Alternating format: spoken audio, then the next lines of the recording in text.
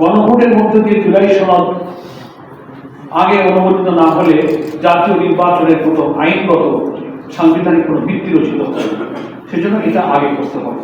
চলমান যে রাজনৈতিক সংকট নিরসনে 8টি সমমনা দলের 5 দফা দাবিতে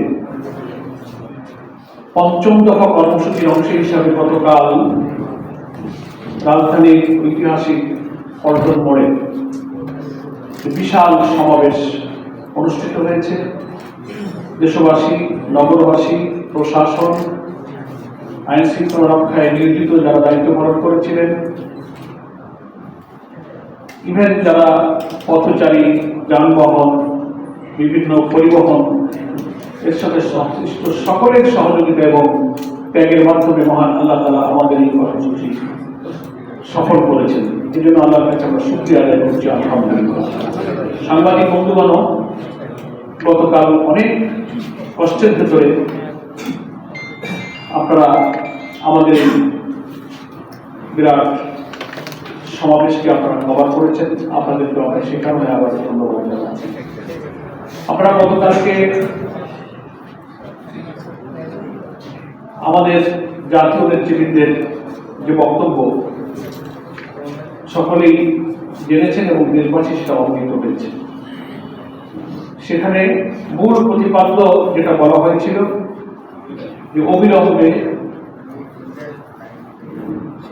ফেব্রুয়ারি মাসের জাতীয় নির্বাচনের আগে জুলাই সনদকে আইনি ভিত্তি দিতে হবে এবং জাতীয় নির্বাচনের আগেই গণভোটের তারিখ ঘোষণা করতে হবে। আমাদের মূল দাবি ছিল। আরো 5 দফা লেভেল প্লেইং ফিল্ড, ফ্যাসিবাদের দোষদের বিচার, আমাদের প্রশাসনের দলীয়করণ, তারপরে আমাদের বিদ্যমান যে বিচার ব্যবস্থা ফ্যাসিস্টদের সে বিচার কেন্দ্রিক সমান করা, অনেক দাবি আমাদের ছিল।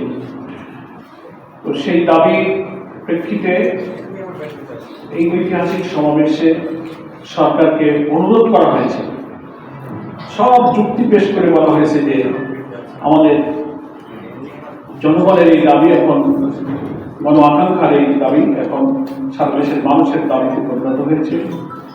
সংবিধান বিশেষজ্ঞদের উল্লেখযোগ্য অংশ এটা মনে করে যে গণভোটের মধ্য দিয়ে জুলাই সনদ আগে অনুমোদিত না হলে জাতীয় নির্বাচনের কোনো আইনগত সাংবিধানিক কোনো ভিত্তি রচিত হবে, সেজন্য এটা আগে করতে হবে।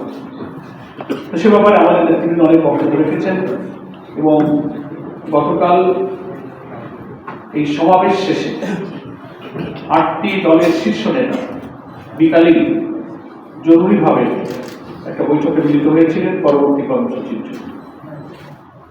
দেশের বিদ্যমান যে রাজনৈতিক পরিস্থিতি, ফ্যাসিস্ট এবং তাদের দোসররা নতুন করে রাজধানীতে নাশকতা সৃষ্টির পায়তারা করছে। 13 তারিখে তারা শাটডাউন, লকডাউন ইত্যাদির নামে ইতিমধ্যেই বাস পোড়ানো, ককটেল নিক্ষেপ, হোটেলে হোটেলে অপরিচিত লোকদের ব্যাপক অবস্থান, এগুলো কাল জনসভা থেকে নেতৃবৃন্দ বলেছেন। এইসব বিবেচনায় আমরা সরকারকে দেশের পরিস্থিতি শান্ত রাখা এবং স্থিতিশীল রাখা প্রয়োজনে সহযোগিতা করতে আমাদের শীর্ষ নেতৃবৃন্দ প্রস্তুত। সেই জন্য পরবর্তী কর্মসূচির ক্ষেত্রে আমাদের এই দাবি যদি নিয়মতান্ত্রিক উপায়ে একটা আলোচনার ভিত্তিতে সরকার প্রধান, প্রধান উপদেষ্টা এবং তিনি ঐক্যমত্য কমিশনের প্রধান হিসেবে ডক্টর প্রফেসর ইউনূস 8 দলের শীর্ষ নেতৃবৃন্দের সাথে সাক্ষাৎ দেবেন এবং আলোচনার মধ্য দিয়ে সমাধান হবে এবং নিষ্পত্তি হবে, এটাকেই আমার সবচেয়ে শান্তিপূর্ণ উপায় মনে করেছি।